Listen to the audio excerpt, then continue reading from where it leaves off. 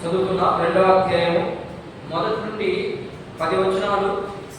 ఈ అధ్యాయం అంతా కూడా 2వ అధ్యాయము, 3వ అధ్యాయం కూడా సగభాగం. 3వ అధ్యాయంలో ఇంచుమించు సగభాగానికి ఒకే పేరు. ఆ పేరు ఏంటంటే నేను నీతిమంతులను అనువారి పైన దేవుని యొక్క కోపం. అర్థమైందా? దేవుని యొక్క కోపము ఎలా బయలుపరచబడుతూ ఉందో మనం ఇక్కడ ముందుగా మనందరికి అర్థమయ్యే రీతిగా, చాలా మంది ఏమనుకుంటారంటే మేము చేసేది మాత్రమే భక్తి, మేము చేసేది మాత్రమే దేవునికి అంగీకారమైనటువంటి పరిచర్య అని చాలా మంది అనుకుంటారు.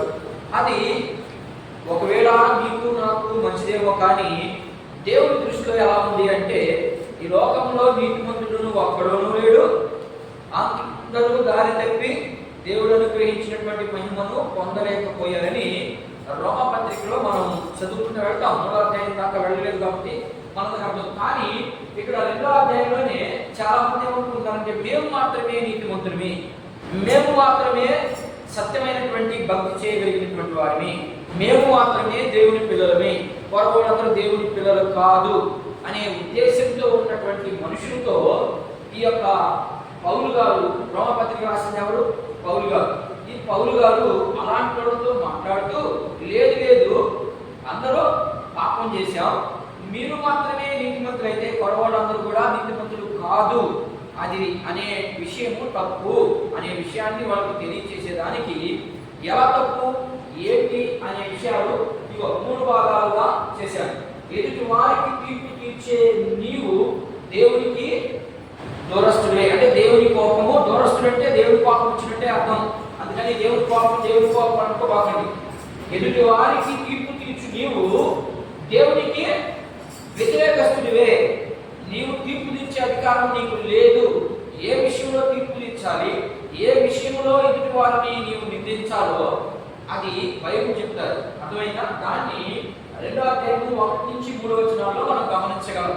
అర్థమైందా? 2వది 4 నుంచి 5 వచనాల్లో అయితే నీవు ఎదుటి వారికి తీర్పు తీరుస్తా ఉన్నావు, అయితే నీకు ఒక సమయాన్ని ఇచ్చాడు దేవుడు. ఎందుకంటే ఎలా ఇస్తాడు సమయం అంటే కొంత హెచ్చరిక ఇస్తాడు నీకు. ఆ హెచ్చరిక ఇచ్చినప్పుడు నీ జీవితాన్ని నువ్వు సరి చేసుకోగలిగితే అది దేవునికి మంచిగా ఉంటుంది. నీవేం చేస్తావంటే అయితే నీకు మార్పుకు సమయం ఇస్తే నీవు దాన్ని ఏం చేసావు? తృణీకరించావు. కాబట్టి నీ మీదకి మళ్ళా దేవుని కోపము వస్తుంది. 2వ విషయం. 3వ విషయము 2వ అధ్యాయము 6 నుండి 10 వచనాల్లో సత్యానికి లోబడని వారికి. ఇప్పుడు పైనేమో ఎదుటి వారికి తీర్పు తీర్చావు. చూడండి కాన్సెప్ట్ చూడండి ఎట్లుందో. పైన ఎదుటి వారికి తీర్పు తీర్చావు, అది తప్పు అని దేవుని వాక్యంతో నీకు హెచ్చరిక చేస్తే నువ్వు దాన్ని సరి చేసుకోలేక, సత్యానికి కూడా లోబడక, దేవుని వాక్యమే సత్యం, దాంట్లో దేవుని వాక్యంలో కొన్ని విషయాలు చూపిస్తూ దేవుని వాక్యానికి కూడా నువ్వు లోబడకపోతే నువ్వేమైపోతావు? నువ్వేమనుకుంటున్నావు? నేను నీతిమంతుడు అనుకుంటున్నావు, కానీ నీ మీద కూడా దేవుని ఉగ్రత లేదా దేవుని కోపము నీ మీదకి వస్తుంది అనే విషయాలు తెలియపరుస్తా మరి ముందుకు వెళ్తా ఉన్నాడు పౌలు గారు. దాని అంతటి కూడా మనం అర్థం చేసుకునేదానికి నేను ఇలా భాగాలుగా పాయింట్గా మీకు చదివి ఆ తర్వాత మీరు నెక్స్ట్ వారంలో చెప్పండి. పాయింట్గా వద్దు అంటే పాయింట్ చెప్పండి. భాగాలుగా చెప్పేదానికి నేను ఇష్టపడతాను. చదువుదాం. కాబట్టి తీర్పు తీర్చు మనుషుడా, నీవు ఎవడవైనా సరే నిరుద్ధుడవై ఉన్నావు. దేవుని విషయంలో ఎదుటి వారికి తీర్పు తీర్చుచున్నావు, దాని విషయంలో నీవే నేరస్తుడివి. కనబడిందా? 1, 2, 3 వచనాల్లో కనబడిన మాట. నేను చెప్పే మాట అక్కడే ఉంది. బైబిల్లో నుంచి ఏ వాక్యాన్ని అయితే తీసుకున్నామో మనం తీసుకున్న ప్రతి మాట కూడా దాని చుట్టూ తిరగాలి, ఎక్కడికెక్కడిగా వెళ్ళిపోకూడదు. అర్థమైందా? నేను తీసుకున్న మాట అక్కడ ఉందా లేదా? అక్కడే ఉంది. 2వ వచనంలోనే ఉంది. 2, 3 వచనం చదువు. తీర్పు తీర్చుచున్నావు, ఏలయనగా తీర్పు తీర్చు నీవును అట్టి కార్యములనే చేయుచున్నావు కావా, అట్టి కార్యములు చేయవారి మీద దేవుని తీర్పు సత్యమును అనుసరించినదై అని ఎరుగుదు. అట్టి కార్యములు చేయవారికి తీర్పు తీర్చు మనుషుడా, నీవు దేవుని తీర్పు తప్పించుకుందువా లేదా అనుగ్రహము మారు మనసు పొందుటకు నిన్ను ప్రేరేపించుచున్నదని ఎరుగక ఆయన అనుగ్రహ ఐశ్వర్యమును సహనమును దీర్ఘశాంతమును తృణీకరించుదువా? నీ కాఠిన్యమును మార్పు పొందని నీ హృదయమును అనుసరించి ఉగ్రత దినమందు అనగా దేవుని న్యాయ తీర్పు బయలుపరచు దినమందు నీవే ఉగ్రతను సమకూర్చుచున్నావు. ఆయన ప్రతి వాని క్రియల చొప్పున ప్రతిఫలము ఇచ్చెను. చాలు, మనం 10 సత్క్రియను ఓపికగా చేయుచు మహిమయు ఘనతయు అక్షయతను వెతుకు వారికి నిత్య జీవము నిచ్చును. అయితే భేదము పుట్టించు సత్యమునకు లోబడక దుర్నీతికి లోబడి వారి మీదకి దేవుని ఉగ్రత రౌద్రముగా వచ్చును. సృష్టికార్యము చేత ప్రతి మనుషుని ఆత్మకు మొదట యుద్ధునికి గ్రీకు దేశస్థులకు కూడా శ్రమయు వేదనయు కలుగును. సక్రియ చేయని ప్రతి వానికి మొదట యుద్ధునికి గ్రీసు దేశస్థులకు కూడా మహిమయు ఘనతయు సమాధానము కలుగును. చదవబడినటువంటి వాక్య భాగంలో నుంచి చాలా విషయాలు మనం నేర్చుకునేదానికి ప్రయత్నం చేద్దాం. మీరు చదివిన దాంట్లోనే నేను రాయబడినటువంటి మాటలు ఉన్నాయో లేవో ఒకసారి మద్దతులు పరీక్ష చేసుకోండి. మొదటిగా ఏం చెప్తున్నాడంటే ఈ 10 వచనాల్లో ఈ 3 విషయాలు చెప్తున్నాడు. అందుకని వాటిని మనం 3 భాగాలుగా చూస్తాం. మొదటి భాగము 1వ వచనము నుండి 3వ వచనం. 3వ వచనంలో 1 నుంచి 3 వచనాల్లో జాగ్రత్తగా గమనించండి. ఏం చేస్తున్నాడంటే ఇక్కడ 2 విషయాలు కనబడతా ఉన్నాయి. మొదటి 3 వచనాల్లో 2 విషయాలు కనబడుతున్నాయి. ఏంటి అంటే, ఒకటి మార్పు లేని వాడి జీవితం ఎలా ఉంటుందో మనకు తెలుసు. వాడి గురించి మనం చెప్పాల్సిన అవసరం లేదు. మార్పు లేని వాడు అంటే లోకంలో కలిసిపోయినటువంటి వ్యక్తి, యేసుక్రీస్తు ప్రభుని ఎరగనటువంటి వ్యక్తి. వాడి జీవితం ఎలా ఉంటుందో వాడి గురించి మనం ఏం వర్ణించబడలేదు. ఎందుకంటే వాడు చేసేదంతా కూడా వారికి అనుకూలంగా చేసుకుంటూ వెళ్ళిపోతారు. ఇది వాళ్ళ యొక్క విషయం. ఒకసారి పక్కన పెడదు.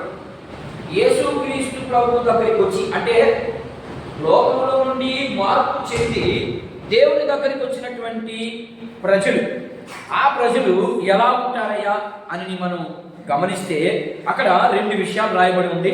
2 విషయాలు ఏంటో మనం ఒకసారి చూద్దాం. మార్పు లేని వారు ఏంటంట, మొదటి విషయము ఇందులో ఎదుటి వారికి తీర్పు తీర్చు నీవు, దేవుని కోపం నీకు కూడా వస్తుంది అనే విషయం చెప్పడానికి ఇక్కడ మొదటి పాయింట్గా ఎదుటి వారికి అంటే మార్పు లేని వారికి మార్పు కలిగినటువంటి వారు తీర్పు చేస్తున్నారు అని అర్థం. నేను చెప్పేది అర్థమవుతుందా? అర్థం కావట్లేదా? అర్థమవుతుంది కదా? అంటే ఎదుటి వారికి అంటే ఉదాహరణకి డైరెక్ట్గా చెప్పేదానికి ప్రయత్నం చేస్తాను. నేను తప్పు చేస్తా, నీ మీదకి రుద్దితే అది ఆ మాట చెప్తున్నాడు అక్కడ. వాళ్ళు ఆల్రెడీ తప్పులో ఉన్నారు, వాళ్ళకి ఏం తెలియదు. కానీ నేను మార్పు పొందానని చెప్పుకుంటున్నటువంటి నువ్వు ఎదుటి వారికి తీర్పు తీరుస్తున్నావు. ఎందుకు తీర్పు తీరుస్తున్నావు అంటే వాడు మంచోడు కాదు, వాడు అట్టాంటోడు, వాడు ఇట్టాంటోడు అని నువ్వు అంటున్నావు. నువ్వే అట్టి కార్యము చేస్తా ఉన్నావు కాబట్టి నీకు ఎక్కడ వచ్చింది మార్పు? కాబట్టి నీ మీదకి దేవుని ఉగ్రత వస్తుందని మొదటి విషయంలో చెప్తా ఉన్నాడు. ఎవరి గురించి ఎవరంటున్నారు అట్లా? ఎవరంటారు అట్లా? ఇప్పుడు రక్షించబడిన వాడు, రక్షించబడని వాడిని అనే మాటలు ఇవన్నీ. అక్కడ ఏం జరిగిందంటే ఈ పుస్తకం ఎవరికి రాయబడింది? రోమాపత్రిక ఎవరికి రాయబడింది చెప్పాను నేను. మీరు అవి మీకు మనసులో లేకపోతే నేను చెప్పే వాక్యం మీకు ఎక్కదు.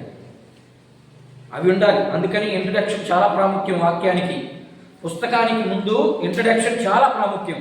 ఆ ఇంట్రడక్షన్ ఎవరికి రాశారు, ఎవరితో మాట్లాడుతున్నాడు అనేది తెలుసుకుంటే మనకు వాక్యం అర్థమవుతుంది. లేకపోతే మనకు అందరిలాగా మీరు కూడా అంత భజన చేసుకుంటూ వెళ్ళిపోవడమే. భజన చేస్తున్నారు కదా అందరూ, ఆ భజన చేసుకుంటూ వెళ్ళిపోతారు. ఆ భజనకి కాదు మనం వచ్చింది ఇక్కడికి. ఎవరితో మాట్లాడుతున్నాడు, ఎందుకు మాట్లాడుతున్నాడు, దాన్ని ఎందుకు రాశారు, దాంట్లో నుంచి మనకి ఏమి నేర్పించాలని బైబిల్ గ్రంథంలో లిఖించబడింది. ఇంతే. ఈ 3 పాయింట్లు అర్థం చేసుకుంటూ ముందుకు వెళ్ళిపోతే మనకు దేవుడు సింపుల్గా అర్థం అవుతుంది, లేకపోతే ఆయన అర్థం కాదు.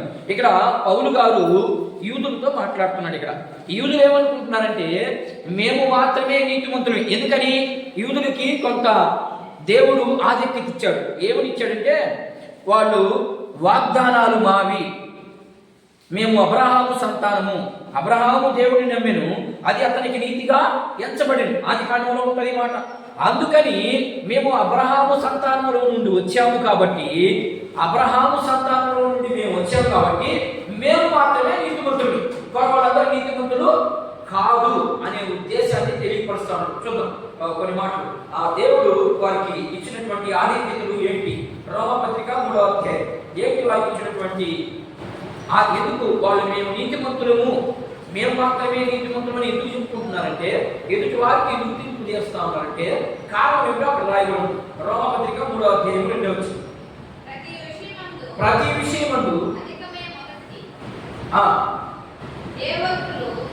దేవుని వాగ్దానాలు యూదుల పరము చేయబడింది. మొదటి ఎవరికి చేయబడింది? దేవుడు వాగ్దానం ఎవరికి చేశాడు? ఇశ్రాయేలుకి కదా చేసింది. అందుకని వాళ్ళు ఆ మాట తీసుకొని దేవుని వాగ్దానాలు మావి. అర్థమైందా? దేవుడు మాకు మాత్రమే వాగ్దానం ఇచ్చాడు, మీకు ఇవ్వలేదు కదా, అందుకని మీరు పాపులు, మేము మాత్రము నీతిమంతులు అని అనుకుంటున్నారు. ఇప్పుడు మనం కూడా మనం దేవుడిని నమ్ముకున్న తర్వాత మనం మాత్రమే నీతిమంతులు అని అనుకుంటాం. ఏం కాదు. ఎందుకు కాదు అంటే నీతిమంతుడు ఏం చేస్తాడంటమ్మా? నేను నీతిమంతుడు, మీరే కొనసాగించాలి. ఈ పత్రిక విన్నారు మీరు. నీతిమంతుడు అనేవాడు ఎలా ఉంటాడంటే విశ్వాసంలో కొనసాగుతా ఉంటాడు. అదే కదా అబ్రహాము చేసింది. నీతిమంతుడు అని ఎందుకు పేరు పెట్టాడంటే ఆయనకి, అబ్రహాము నా యొక్క స్నేహితుడని, లేకపోతే ఇంకా ఏదేదో దేవుడు అబ్రహామును ఎందుకు నమ్మాడు ఆయనంటే విశ్వాసంలో ఆయన అభివృద్ధి చెందుతా పోయాడు.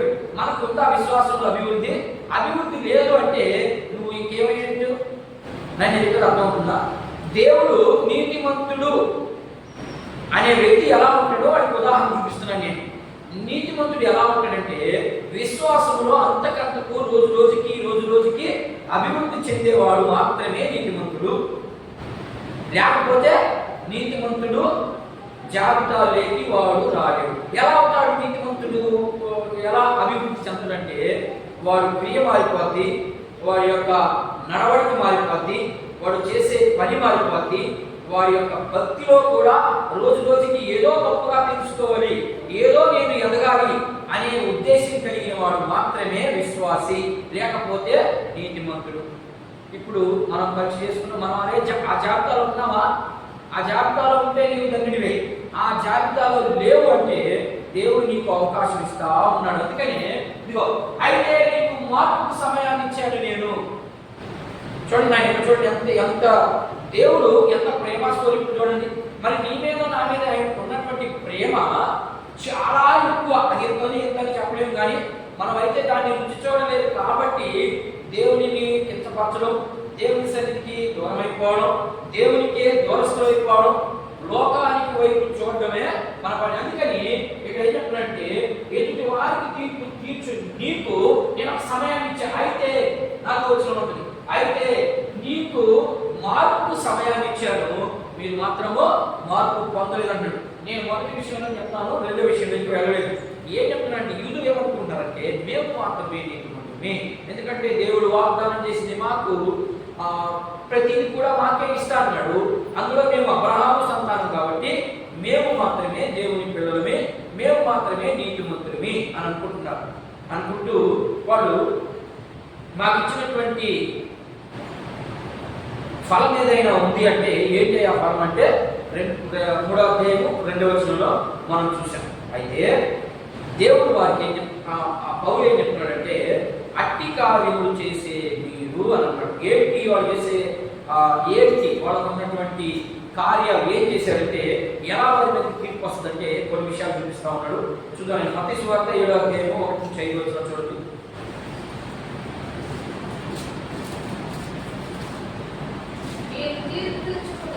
మీరు తీర్పు తీర్చుకుడి, అప్పుడు మిమ్మల్ని గురించి తీర్పు తీర్చబడదు. మీరు తీర్పు తీర్చిన చొప్పునే మిమ్మల్ని గురించి. ఇప్పుడు ఈ మాట ఈ మత్తయి సువార్త ఎవరికి రాయబడింది? నాయన ఎవరికి రాయబడింది? యూదుకి రాయబడింది. అర్థమైందా? ఇప్పుడు ఈయన ఏ కోట్ చేసి మాట్లాడుతుంటే బాబు, ఇదిగో మత్తయి సువార్తలో కూడా, మత్తయి మీకు బాగా తెలుసు కదా, మీకు బాగా తెలుసు కాబట్టి ఆయన ఏం చెప్పుకున్నటువంటి మాట మీకు ఒకసారి జ్ఞాపకం చేస్తాను. మీరు మత్తయి సువార్త గారికి రండి అని చెప్పాడు. మత్తయి సువార్త గారికి పోయేసరికి అక్కడ కనబడింది ఏమని? తీర్పు తీర్చొద్దు, తీర్పు తీరిస్తే మీకు కూడా తీర్పు తీర్చబడుతుంది అనే విషయం కనబడింది. రెండవ విషయం 5వ అధ్యాయం 20 వచనం, 5:20 కొత్త గ్రంథం మత్తయి సువార్త 5వ అధ్యాయము. శాస్త్రులు నీతి కంటెను, పరిసయ్యుల నీతి కంటెను మీ నీతి అధికము కాని ఎడల మీరు పరలోక రాజ్యంలో ఏం చెప్తా ఉన్నాడమ్మా? శాస్త్రం ఒక నీతి ఉంది. ఏంటి ఆ నీతి అంటే, మేము మాత్రమే గొప్ప. ఎందుకంటే యూదులు కదా వాడు, ఇప్పుడంతా అదే వాడి గురించి మనం మాట్లాడుకుంటాం. వాళ్ళు ఏమనుకుంటారంటే, ఇదిగో మేము నీతిమంతులమి, అబ్రహాము సంతానం నుండి వచ్చినటువంటి వారిని, మాకు ధర్మశాస్త్రం అంతా తెలుసు, మేము ప్రతి దాంట్లో కూడా దేవునికి ఇవ్వవలసినటువంటి సమయాన్ని ఇస్తున్నాం, దేవునికి ఇవ్వవలసినటువంటి ధనాన్ని ఇస్తున్నాం, దేవునికి ఏదైతే మమ్మల్ని చేయమన్నాడో వాటన్నిటిని కూడా మేము చేస్తా ఉన్నాం. 3 విషయాల్లో వీళ్ళు ప్రాముఖ్యంగా ఎక్కువగా చేస్తారు. ఏంటంటే వాళ్ళు దేవునికి ఇవ్వవలసినటువంటి ఏదైనా కూడా వాళ్ళు కరెక్ట్గా ఇస్తారు. అందుకని మనం వాళ్ళ యొక్క యూదుల గురించి మనం మాట్లాడుకుంటూ వెళ్తే, యూదులు పుదీనాలు కూడా దశలు భావిస్తారు. పుదీనా అంటే మనం చెట్లు వేసుకుంటాం కదా, దాంట్లో కూడా ఆ చెట్టు ఎంత కాస్తే దాంట్లో దశంభాగం తీసిస్తాం. ఈ పని మాత్రం వాళ్ళు కరెక్ట్గా చేస్తారు. రెండవది, వాగ్దానాల్లో అవన్నింటినీ వాళ్ళు నెరవేర్చుకుంటూ వాళ్ళు గట్టిగా పట్టుకుంటారు. వాళ్ళు చేసినా చేయకపోయినా అవి మావే అంటారు. 3, దేవుని కోరుకునేది ఏంటి అంటే, మొదటిది ఆయనకి ఇవ్వవలసింది ఇవ్వాలి, రెండోది ఆయన చిత్తాన్ని నెరవేర్చాలి. ఏంటి ఆయన చిత్తం అంటే ప్రార్థన చేయాలి. 7వ అధ్యాయంలో దొరుకుతుంది మనకు, ఎంత మత్తయి సువార్త 7వ అధ్యాయం 5 నుంచి 8 అధ్యాయాల్లో మనకు క్లారిటీగా దొరుకుతుంది.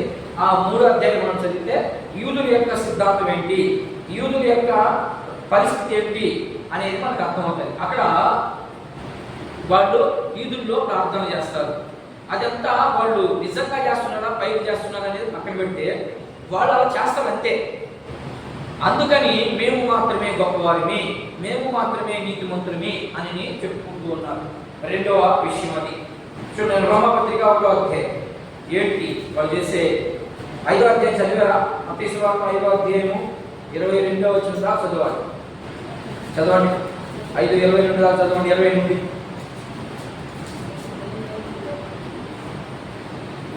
5వ అధ్యాయము 20వ వచనం నుండి 22వ వచనం చదవాలి. శాస్త్రుల నీతి కంటేను పరిసయ్యుల నీతి కంటేను మీ నీతి అంటే ఇక్కడ శాస్త్రం గురించి మాట్లాడాడు, పరిసయ్యుల గురించి మాట్లాడి ఇంకెవరన్నారు అక్కడ? ఆయన అర్థవంత వాక్యం. శాస్త్రుల నీతి అన్నాడు, శాస్త్రులు వాడు సపరేట్ గుంపు, పరిసయ్యులు వాడు సపరేట్ గుంపు. వాళ్ళిద్దరి నీతి కంటే మీ నీతి అధికంగా ఉండాలి అంటున్నాడు. మీ నీతి అంటే ఎవరున్నారు అక్కడ? 3వ గుంపు ఉందని అర్థం. ఎవరు ఆ 3వ గుంపు అంటే మనమే అంతే. యేసు ప్రభు నమ్ముకున్న వాళ్ళ గురించి మాట్లాడుతున్నాడు ఇక్కడ. చదువు. పరలోక రాజ్యంలో ప్రవేశింపనేరని మీతో అంటే వాళ్ళ నీతి ఏంటంటే పైకి మాత్రమే భక్తి చేస్తారు. మొదటి విషయానికి వచ్చేసాను. వాడు ఏం చేస్తారంటే అంటే పైకి మాత్రమే భక్తి చేస్తారు, అందరికి కనబడాలని. మరి నీ భక్తి అలా ఉండకూడదు, అలా ఉంటే నీకు తీర్పు తీర్చే రోజు దగ్గర పడిందని అర్థం చేసుకొని చెప్పాడు. మొదటి విషయం, నరహత్య చేయవద్దని, నరహత్య చేయవాడు విమర్శకులోనని పూర్వీకులతో చెప్పబడిన మాటలు చెప్పినారు కదా. నేను మీతో చెప్పేది ఏమనగా, తన సహోదరుని మీద కోపపడు ప్రతివాడు విమర్శకులోనని ఈ సహోదరుని చూచి వ్యర్థుడా అని చెప్పువాడు మహాసభకు లోనగునని, ద్రోహి అని చెప్పువాడు నరకాగ్నికి లోనగును. ఏం చెప్తాను ఇక్కడ? ఎదుటి వారిని నీవు అలాంటి మాటలు మాట్లాడొద్దు. నీవు అలాంటి విషయాల్లో నువ్వు వాడి భక్తి బాగలేదు, వాడే లెక్క చెప్పుకుంటాడు, నీవే లెక్క చెప్పుకుంటావు అనే విషయాన్ని ఇక్కడ తెలియపరుస్తా ఉన్నాడు దేవుడు. మరి మనం ఎలా ఉన్నామో చూడండి. ఈ విషయాల్లో నుంచి కొన్ని విషయాలు మనం నేర్చుకోవాలి కదా. మనం కూడా ఆమె మంచి భక్తి పర్వాలు కాదు, ఆమె అలాంటి ఆమె ఈమె ఇలాంటి ఆమె అని తీర్పు తీర్చొద్దు. అలా తీర్పు తీరిస్తే మీరు కూడా తీర్పుకి లోనవుతారని దేవుని వాక్యము హెచ్చరికిస్తా ఉంది. ఇది మొదటి విషయంలో కొన్ని విషయాలు మనం నేర్చుకున్నాం. ఏంటంటే 2 విషయాలు చెప్పండి. ఒకటి, మార్పు లేకుండా ఈయనేమో క్రైస్తవుడు అని చెప్పుకుంటాడు, కానీ ఈయనకి మార్పు ఉండదు. మార్పు లేకుండా అట్టి కార్యాలు అంటే అన్నిలు చేసే కార్యాలే వీళ్ళు చేస్తారు. మీకు అర్థం అవ్వాలంటే డైరెక్ట్గా నేను చెప్పలేను, కానీ మీకు అర్థం చేసుకోవాలి. యూదులు అన్నిలు ఏం చేస్తారు, వాళ్ళకు నచ్చినట్టుగా చేస్తారు, కానీ మనం అలా చేసేదానికి కుదరదు అనే విషయాన్ని ఇది చూపిస్తా ఉన్నాడు ఇక్కడ. యేసుక్రీస్తుని నమ్ముకున్న తర్వాత మీ ఇష్టాలు పక్కన పెట్టాలి, దేవుని ఇష్టం ప్రకారం మనం జీవించాలి. అలా జీవించలేము కాబట్టి మన వాక్యము మనతో మాట్లాడుతూ ఉంటుంది, మనం చేసిన తప్పు నీకు ఎత్తి చూపిస్తూ ఉంటుంది. మనం అప్పుడు ఏం చేయాలంటే, దేవుడు నాతో మాట్లాడాడు కాబట్టి, మనం సరి చేసుకునే దానికి అవకాశం ఉంది కాబట్టి, సమయం ఉంది కాబట్టి మనం సరి చేసుకుందాము అని ఎవరైతే తీర్మానం చేసుకుంటారో వాళ్ళు మాత్రమే నీతిమంతులుగా రేపు తీర్చబడతారు, లేకపోతే తీర్చబడరు అనే విషయాన్ని ఒక్క మాటతో తేల్చుకోలేశాడు. ఇకపోతే రెండో విషయం ఏం చెప్తామంటే, నీకు మార్పుకి సమయాన్ని ఇస్తే నువ్వేం చేస్తున్నావు అంటే, మొదటి పాయింట్ దాంట్లో నువ్వేం చేస్తావంటే, దేవుడు సమయాన్ని ఇచ్చాడు మనకు సమయాన్ని. వాడికి ఇచ్చాడు ముందు అసలు మన సంగతి పెట్టినాడు. యూదులకి ముందుగా సమయాన్ని ఇచ్చాడా? సువార్త చెప్పాడు కదా, బాప్టిజం ఇచ్చి యోహాను ద్వారా చెప్పించాడు. మత్తయి సువార్త కూడా వస్తే చూడండి ఒకసారి. మత్తయి సువార్త కూడా అధ్యాయం వచ్చింది. పరలోక రాజ్యము సమీపించున్నది, మారు మనసు పొందండి. ఏంటంట? మారు మనసు పొందండి. మారు మనసు పొందండి అంటే వీళ్ళు మారు మనసు పొందలేదని అర్థం. ఏమ్మా, సమయం ఇచ్చాడా ఇవ్వలేదా? ఇచ్చాడు, కానీ వీళ్ళు ఏం చేశారంటే వీళ్ళు మార్పు చెందలేదు. మనం కూడా చాలా రోజుల నుంచి దేవుని మందిరానికి వస్తాం, కానీ మనలో కూడా మార్పులు చేర్పులు ఏమీ ఉండవు. ఎలా స్వభావం ఉందో అదే స్వభావంతో మనం కొనసాగుతూ ఉంటాం. అలాంటి వారికి దేవుడు ఆ స్వభావాన్ని బట్టే తీర్పు తీరుస్తాడని కొన్ని వచనాలు మనం చూద్దాం. ఎబ్రీ పత్రిక 4వ అధ్యాయం 13వ వచనం చూడండి ఒకసారి. దేవుడు ఎలాంటి వారికి తీర్పు తీరుస్తాడో ఎబ్రీ పత్రిక, ఆయన బైబిల్లో ఉన్న వారు చదవండి. ఎబ్రీ పత్రిక 4వ అధ్యాయం 13వ వచనం.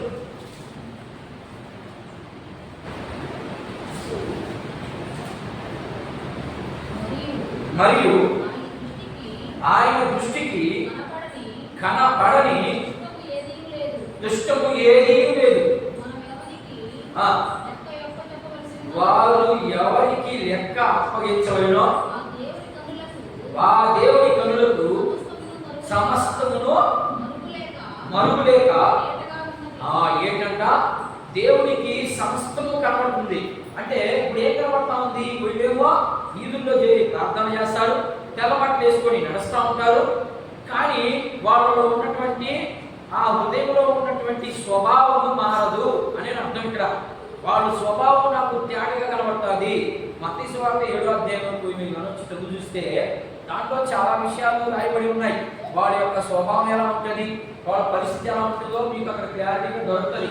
కానీ మనం ఏమి చదవకుండా దేవుని విషయాలు నేర్చుకోకుండా ఉంటే మనం కూడా అదే జాబితాలో ఉన్నట్లే. ఆ జాబితాలో నుంచి బయటికి రావాలి అంటే చెలగొట్టేసుకున్నంత మాత్రాన పరిశుద్ధురాలు అయిపోతారా?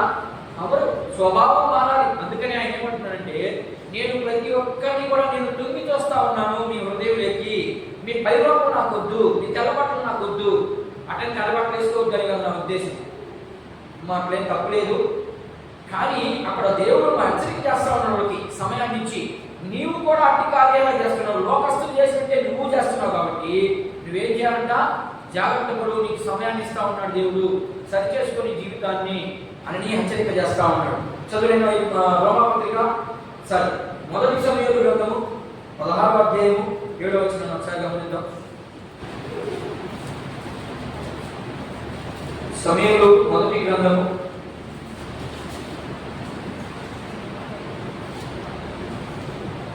నీకు మార్పుకు సమయం ఇస్తే నువ్వేం చేస్తున్నావంటే నువ్వు పాత స్వభావాన్నే కొనసాగిస్తావు. మొదటి సమయం పుస్తకము 16వ అధ్యాయం యోచించదు. అయితే యెహోవా సమూయేలుతో ఇలా సెలవిచ్చాడు, అమ్మా అతని రూపమును అతని ఎత్తును నువ్వు లక్ష్య పెట్టద్దు. మనుషుడు లెక్క పెట్టి వారిని ఏం చెప్తున్నాడంటే ఇక్కడ సౌలు మహారాజు గురించి మాట్లాడుతూ సమూయేలు ఏమనుకుంటున్నాడంటే, అబ్బా వారింటికి వెళ్ళాడు. ఎవరింటికి వెళ్ళాడంటే దావీదు యొక్క కుటుంబం దగ్గరికి వెళ్ళాడు. దావీదు కుటుంబం దగ్గరికి వెళ్ళి దేవుడు చెప్పాడు కదా, సౌలు రాజుని పక్కన పెట్టేసి నువ్వు దావీదుని అభిషేకం చెయ్యి, సౌలు తప్పు చేశాడు కాబట్టి నీవు దావీదుని నువ్వు ఏర్పాటు చేశాను, నేను ఏర్పాటు చేసుకున్నాను, నువ్వు పోయి అక్కడికి అభిషేకం చేసి వచ్చి అన్నాడు. సమయంలో ఏమనుకుంటాడంటే మనుషులు వార్తన్నాడు, ఎత్తు చూస్తున్నాడు ఆయన. పోయమ్మో వీడు దావీదు చూస్తే 3 అడుగులు ఉన్నాడు, వాళ్ళ అమ్మను చూస్తే 7 అడుగులు ఉన్నారు. ఇశ్రాయేలు రాజ్యాన్ని పరిపాలించాలంటే ఎత్తు కలిగినోడు, బలం కలిగినోడు, యుద్ధశూలి అయి ఉండాలి. ఇశ్రాయేలు ప్రజలు కాపాడాలంటే ఇదే చూస్తున్నాడు. నేను ఒక ప్రవక్త అయ్యుండి ఆయన ఏం చేస్తున్నాడంటే బాగా ఎత్తుగా ఉన్నటువంటి వాడిని, బాగా లావుగా ఉన్నటువంటి వాడిని చూస్తున్నాడు. అందుకని దేవుడు ఏం చెప్తున్నాడంటే ఆయన అంతరంగంలో, ఎవరి అంతరంగంలో? సమూయేలు యొక్క అంతరంగంలో అలా అనుకుంటున్నాడు. నన్నేమో దేవుడు వమన్నాడు యెషయి ఇంటికి వచ్చాను. నేను వచ్చిన తర్వాత యెషయికి 10 మంది కుమారులు అయితే ఆ 10 మంది కుమారుల్లో దావీదు మాత్రము ఇంట్లో లేడు. వాడు ఎక్కడ ఉంటాడు? వాడు అడవిలో గొర్రెల దగ్గర మేపుతా ఉన్నాడు. మరి ఈయనేమో వెళ్ళాడు, పెడతామనే అతనికి 7 మంది కుమారులు, 8వ వాడు ఈయన. మొత్తం 10 మంది. 10 మందిలో 2 అక్కలు, లేకపోతే చెల్లెళ్ళు 2, కొరకు 7 మంది, కొరకు 8 మంది అన్నదమ్ములు. ఈ 8 మందిలో లాస్ట్ వాడు ఈ బుడ్డోడు. ఎవరు? దావీదు. అయితే దావీదు పొట్టోడు, 5 అడుగులు ఉంటాడు. అర్థమైందా? ఈ కొరవాళ్ళందరూ బాగా ఎత్తుగా ఉన్నారు, మనుషులు బాగా సైజుగా ఉన్నారు. దేవుని ఆత్మేమో ఆయనకి చెప్పట్లేదు. ఏమని?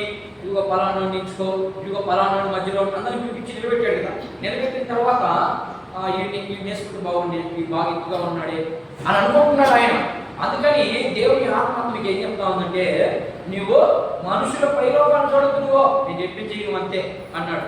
ఏమయ్యా ఇంకెవరు లేరా నీ ప్రకారం అడిగాడు. అయ్యా ఉన్నాడయ్యా అప్పుడు లాస్ట్ కలుగొట్టాడు, వాడు ఉన్నాడయ్యా 7 అడుగులు పిలిపించుతా నువ్వు అర్జెంటుగా అన్నాడు.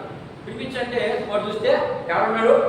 అది అన్న అడవిలో కూర్చొని ఆయన పాటలు రాసుకుంటుంటాడు. ఆయన పని అంతా అయిందే. గొర్రెలు పోల్చుకోవడం, దేవుడిని పోల్చుకోవడం, ఆ గొర్రెలకి ఈయనకి ఉన్నటువంటి సంబంధాన్ని బట్టి 23వ కీర్తన అంతా అదే. అర్థమైందా? దేవుడేమో కాపరిగా అంటాడు, ఈయనేమో విశ్వాసిగా అంటాడు. అట్లా పోల్చుకొని ఆయన పాటలు, ఆయన పద్యాలు, ఆయన వీణమార్చుకునే దాంట్లో ప్రావీణ్యత కలిగినటువంటి వ్యక్తి కాబట్టి ఆయన అడవిలో ఉన్నాడు. అడవిలో ఉన్న ఆయన పిలిపించాడు. పిలిపించిన తర్వాత చూస్తే పొట్టిగా ఉండే సమయం చూస్తే ఆలోచన చేస్తుంది, ఈయనేంటి దేవుడు ఎంతమంది ఉండగా వీడు నేర్చుకున్నాడు ఏంటి అంటే మనిషి యొక్క స్వభావాన్ని చూస్తాడు ఆయన. ఆయన ఎత్తుని, సైజుని, అందాన్ని మాత్రం చూసే వ్యక్తి కాదు అనే విషయం మనకి ఇక్కడ వెళ్తా ఉంది. అందుకని దావీదుని పిలిపించాడు. దావీదు మీద తైలపు కొమ్మును పోసి ఆయన అభిషేకించి ఇశ్రాయేలు మీద రాజుగా చేశాడు. మనకు కూడా రేపు నీ మనుషులు చూసి నీ క్రియను బట్టి తీర్పు తెలుస్తాడు అనుకుంటున్నావేమో యూదుడా. లేదు, నువ్వేమో యూదులో ప్రార్థన చేస్తున్నావు, నువ్వేమో పుదీనాలో దశ భావిస్తున్నావు, దేవుని మందిరానికి చక్కగా వస్తున్నావు, కానీ నీ అంతర్గతంగా నీకు ఒక బాధ్యత లేదు. అంతర్గతంగా ఏం లేదు, నీకు బాధ్యత లేదు, మార్పు లేదు నీకు.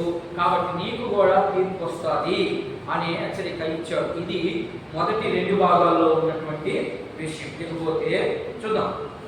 తప్పు చేసిన వాడు తప్పు చేసి అవతల వాడి మీదకి మాట్లాడుతున్నాడు, ఎదుటి వారి మీదకి.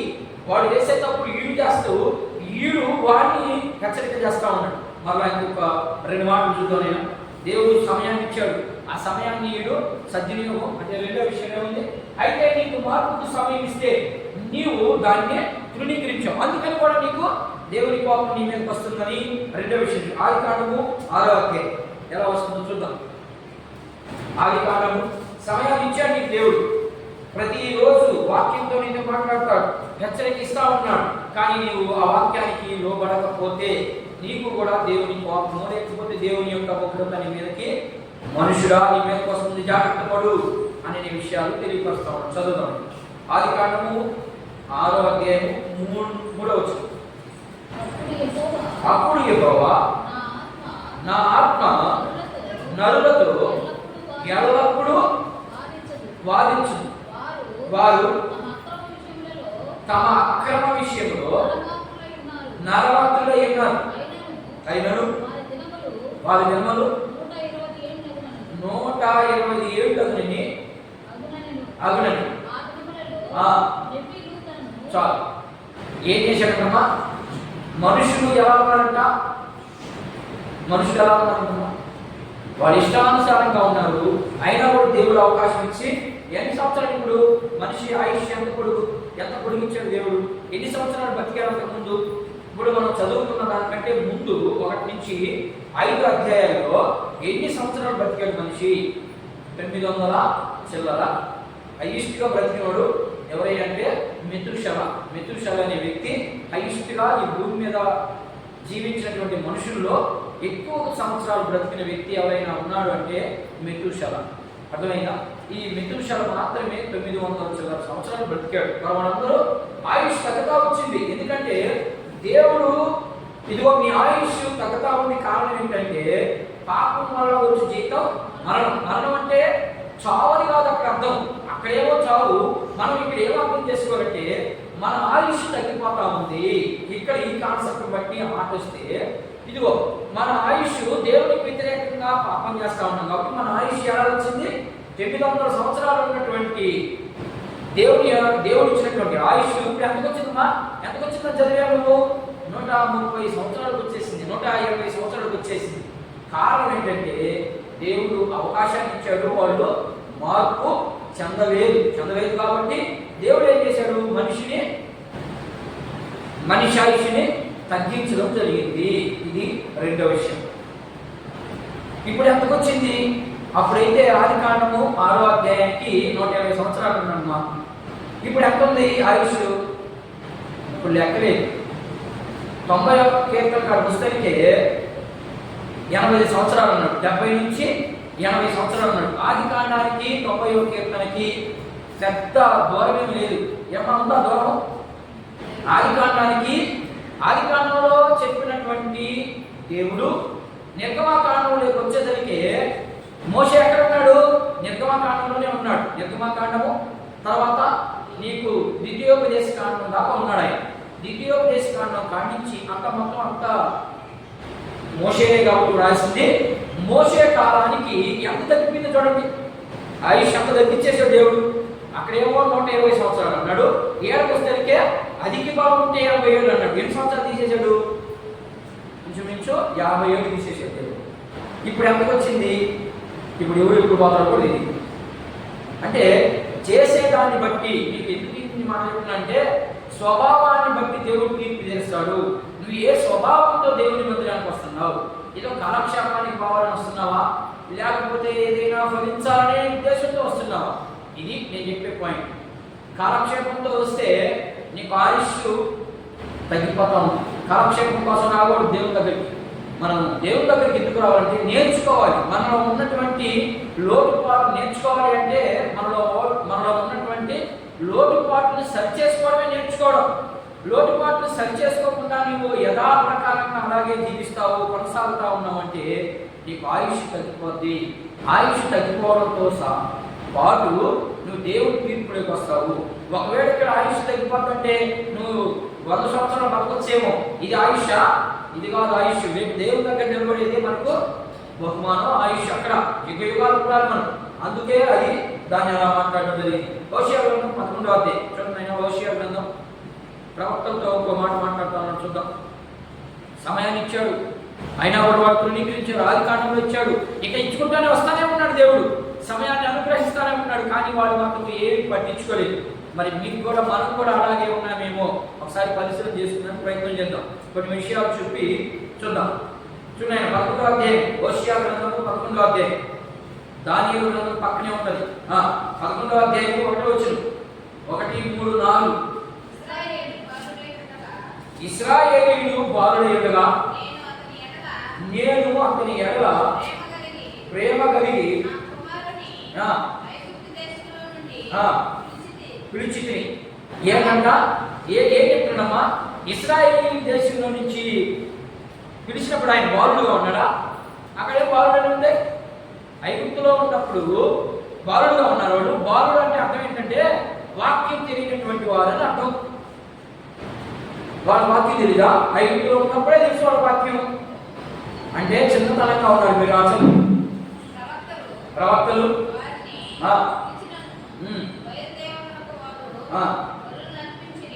ఏం చెప్తున్నాడు ఇక్కడ అంటే, ప్రవక్త పోయి చెప్పించాడు, అయ్యా మీరు అలాంటి పనులు చేయొద్దు. ఎలాంటి పనులు? బయలుదేవతల్ని మొక్కొద్దు, మనకు యెహోవాయే దేవుడు. ఆ బలిపీఠాల మీద మీరు అహాబు రాజు ద్వారా మీరు చెడిపోయారు, ఆ చెడిపోయినటువంటి స్థితిని విడిచిపెట్టండి ఇకనైనా అని ఆయన వారికి సమయాన్ని ఇస్తూ ఉన్నాడు. వాళ్ళు ఏం చేస్తున్నారంటే తృణీకరించారు. ఇక దేవుడు చూశాడు. ఇక ఆ నుంచి చదవండి మీరు. హోషేయ గ్రంథం దాటిన తర్వాత దేవుని యొక్క కోపం ఎంత భయంకరంగా ఉందో మనకు కూడా దేవుడు. మనమేమనుకుంటున్నాం మాట చదవండి ప్రసంగి గ్రంథం. మనమేమనుకుంటున్నాం, అక్కడ వాళ్ళు ఏమనుకున్నారు, మనం ఇక్కడ ఏమనుకుంటున్నాం. ప్రసంగి గ్రంథం 8వ అధ్యాయం 11వ వచనం ఒకసారి మనం చదువుకున్న వాళ్ళు సరే. దుష్క్రియలు అంటే ఏంటమ్మా? అదే చట్టక్రియలు చేస్తూ దేవుని తీర్పు మా మీదకి రాలేదు అనుకోని కూడా నేను చేస్తా ఉన్నాను. నేను చెప్పేది అర్థమైందా? మనం చదువుతాను. దుష్క్రియలు అంటే చట్టక్రియలు చేస్తా ఉన్నాను, కానీ నా మీదకి శిక్ష రాలేదు. శీఘ్రముగా అంటే చేసిన వెంటనే నా మీదకి శిక్ష రాకపోగా మనుషులు ఏం చేశారు? ఇప్పుడు భయాన్ని విడిచిపెట్టారు, దేవుని భయాన్ని విడిచిపెట్టారు. విడిచిపెట్టినందువలన చూడు అసలు ఏం జరుగుతా ఉందంటే, దేవుడు హెచ్చరిక చేస్తా ఉన్నా మా మీదకి శిక్ష రాలేదు, మేము చేసేది దేవునికి మంచిదే అని అనుకునే ఉద్దేశంతో జరిగిస్తా ఉన్నారు మీరు దుష్టక్రియలు. ఎందుకని వెంటనే శిక్ష రావడం లేదు. శిక్ష ఎప్పుడు వస్తుంది అంటే, మీకు ఒక సమయాన్ని ఇచ్చాను, అప్పుడు దాకా నేను ప్రేమ స్వరూపుగానే ఉంటాను. ఈ సమయంలో జరుగుతా ఉంది ఇదంతా. ఇప్పుడు దేవుడు మనకు సమయాన్ని ఇచ్చున్నాడా? సమయాన్ని ఇవ్వలేదా? ఇచ్చున్నాడు కాబట్టి మనం ఈ రోజు బతికడతా ఉన్నాం. లేకపోతే వాటికి అయిపోయింది మన చరిత్ర. మనం చేసే పాపాలకి, మనం చేసే ప్రతి రోజుకి రోజు మనం ఏమన్నా మార్పు చెందుతున్నామంటే మనకి ఏం మార్పులు లేవు. మార్పులు లేకపోగా దేవుడు మనల్ని ప్రేమించి నీకు అవకాశం ఇస్తాడు. రేపు మాట్లాడేమో నా బిడ్డ, లేకపోతే ఒక గంటకు మాట్లాడేమో, లేకపోతే నా వాక్యాన్ని విని ఏమన్నా మాట్లాడేమో అని ఇన్ని హెచ్చరికలు చేస్తా ఉన్నా కూడా మనకి ఏమో మార్పులు లేవు, చేర్పులు లేవు. ఎందుకంటే ప్రసంగి చక్కగా రాశాడు సొలొమోను మహారాజు. ఏమని రాశాడంటే, ఆయన అనుభవం ఇది. ఆయన యొక్క అనుభవాన్ని చూపించి, నేను ఎన్నో పాపాలు చేశాను, కానీ నా మీదకి దేవుని కోపము రాలేదు. వచ్చుంటే నేను విగ్రహాలకు వెళ్ళుండేవాడు కాదు, స్త్రీల విషయంలో నేను జాగ్రత్త పడేవాడిని అని అనుకునేవాడు ఆయన. అలా అనుకోకనే ఆయన రాస్తున్నాడు, ఇదిగో నేను అలా అనుభవించాను, నేను తీరా చూడబోయేసరికి నేను దేవుణ్ణి దూరస్తున్నైపోయాను. మీరు అలా అవ్వద్దు. ఎందుకంటే నా అనుభవం చూడండి, నేనేమో మొదట దేవుడిలో నిలబడ్డాను, దేవుడితో కూడా నడిచినట్టే ఉన్నాను, కానీ ఏమైపోయాను? పడిపోయాను. మీరు పడద్దు, ఎందుకంటే నా అనుభవం ఇక్కడ ఉంది. మీరు పడకుండా ఉండాలంటే మీరు ఏం చేయాలంటే రోజు అభివృద్ధి అంతా వాక్యంలో ఎదగాలి. ఎదిగినప్పుడు మాత్రమే మీరు అభివృద్ధి చేయబడతారని కొన్ని విషయాలు మనకి తెలియపరిచాం. ఇది రెండో విషయం. సమయాన్ని ఇచ్చినప్పుడు మనం ఏం చేసామా? కానీ తృణీకరిస్తా ఉన్నాం. దేవుని వాక్యం నాతో మాట్లాడింది, పాస్టర్ ఈరోజు నాతో మాట్లాడాడు అని అనుకుంటున్నారు చాలా మంది. ఏం మాట్లాడారు? అలా మాట్లాడారు కొంతమంది ఉన్నారు, అది వాళ్ళ విషయం వేరే. మీకు దేవుని వాక్యము క్రమంగా చెప్పుకుంటూ వస్తున్నాను. అట్లాంటప్పుడు పాస్టర్ మీ గురించి ఎందుకు మాట్లాడతాడు? ఏమ్మా ఆయన చెప్పేది అనుకుంటున్నారా? పాస్టర్కి ఇంకేం పని ఉండదా? మీ గురించే చెప్పాలి ఆయనకి. ఇప్పుడు ఆయన ఎట్లా చెప్తాడంటే, ఏదో ఒక వాక్యాన్ని తీసుకుని చెప్తే అప్పుడు మీకోసం పాస్టర్ మాట్లాడినట్టు. నేను అంత చెప్పట్లేదు కదా. ఒక కంటెంట్ తీసుకుంటున్నావు, ఒక పుస్తకాన్ని తీసుకుంటున్నావు, ఆ పుస్తకంలో క్రమంగా అక్కడ రాయబడుతుందో దాన్ని మాత్రమే మీరు అర్థం చేసుకున్నానికి బోధిస్తాను. ఎందుకంటే నేను నేర్చుకున్నాను కాబట్టి. సమయాన్ని ఇచ్చాడు, కానీ నన్ను తృణీకరిస్తానే ఉన్నాను. అర్థమైందా? ఇప్పుడు తృణీకరిస్తూ సత్యానికి మళ్ళా మనం లోబడలేదు. సత్యం చెప్తా ఉన్నాడు అక్కడ. ఇప్పుడు ఇక్కడేమో కీర్తి తీర్చాం, నీకు సమయాన్ని ఇచ్చాడు. సమయాన్ని ఇచ్చి దేవుని వాక్యం ద్వారా మాట్లాడిస్తా ఉన్నాడు. మాట్లాడించినప్పుడు అవి పాస్టర్ మాటలా దేవుని మాటలా? పాస్టర్ మాటలా దేవుని మాటల? దేవుని మాటలు. ఆ దేవుని మాటని సత్యానికి లోబడక చెప్పినా కూడా వినకపోతే నీ పైన కూడా దేవుని తీర్పు వస్తుంది, లేకపోతే దేవుని కోపం నీ మీదకి వస్తుంది అనే విషయాన్ని మనము 6 నుంచి 10 వచనాల్లో మనం చూడొచ్చు. ఒక 2 విషయాలు చూద్దాం. చదువు. 6 ఆయన ప్రతి వానికి వాని వాని క్రియలు చొప్పున ప్రతిఫలం ఇచ్చును అన్నాడు. క్రియలు చాలా జాగ్రత్తగా ఉండాలి. క్రియలు లేకుండా విశ్వాసంలో మనం కొనసాగలేము. చూద్దాం, కొన్ని వచ్చినా చూద్దాం. దేవునికి లోబడకపోతే ఎలా ఉంటుందో దావీదు మహారాజు అంటున్న 66వ కీర్తన 12వ వచనం. అయినా కూడా మాకు సహాయం చేసి నీళ్లు దేనికి సాదృశ్యం? దేవుని వాక్యానికి సాదృశ్యం. సామెతల గ్రంథం 20 ఈ సంగతి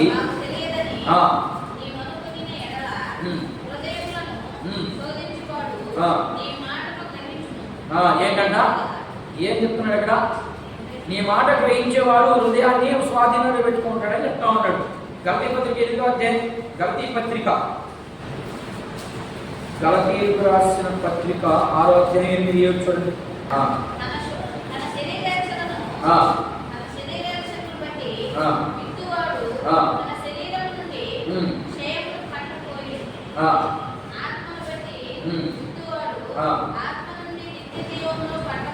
ఏం చెప్తాడు ఇక్కడ?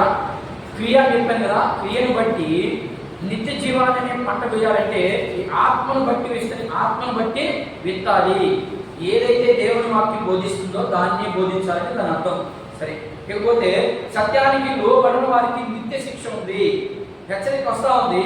అయినా కూడా మనం ఎన్నడూ లేదు అంటే నిత్య శిక్ష ఉందని దేవుని వాక్యం సెలవిస్తుంది. 5వ అధ్యాయం ఎఫెసీయులకు రాయబడిన పత్రిక 5వ అధ్యాయము 6-7 వచనం. అమ్మా, వ్యర్థమైన మాటల వల్ల ఎవడను మిమ్మల్ని ఏం చెప్తున్నాడు? వ్యర్థమైన మాటలు. నేను చెప్పేది వ్యర్థమైనయా సత్యమైనయా? ఆలోచన చేయాలి మీరు. వ్యర్థమైన మాటలు అంటే వాడికి ఇష్టం వచ్చినట్టుగా చెప్పుకునే పోయేది వ్యర్థమైన మాటలని అర్థం. బైబిల్ గ్రంథంలో రాయబడిన 2వ పత్రిక 1వ అధ్యాయం 6 నుంచి 10 వచనాలు చూడండి. చూడండి, నేను ముగిస్తాను. 6:10 1వ అధ్యాయము. తన ప్రభావము కనుకొచ్చు దూతలతో కూడా పరలోకం నుండి అగ్ని జ్వాలలో ప్రత్యక్షమై దేవుని నిలుగున వారిని మన ప్రభువైన యేసుక్రీస్తు సువార్తకు లోబడని వారికి ప్రతిదండన చేయనప్పుడు మిమ్మును శ్రమపరుచు వారికి శ్రమ పొందుచున్న మీకు మాతో కూడా విశ్రాంతి అనుగ్రహించుట దేవునికి న్యాయమే. ఇక్కడ రాయబడిన మాట ఏంటి? మరొకసారి మాట చదవండి, మరొకసారి గమనించండి.